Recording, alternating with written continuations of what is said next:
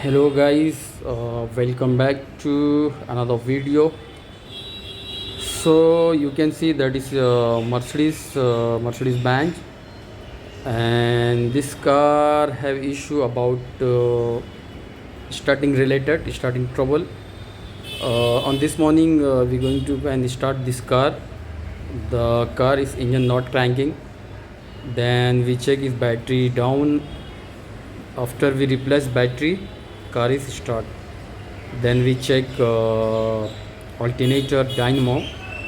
Then we find fault for dynamo because we check fuse everything. Then we find fault for dynamo.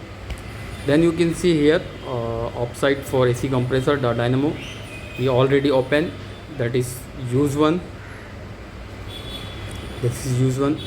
We going to change, that is use one. For faulty, that is, and see that is this one for new one. We are going to change for Boss company, and after change inshallah problem solve.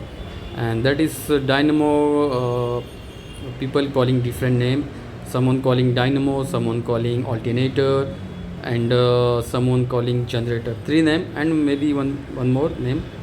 After change inshallah problem solve.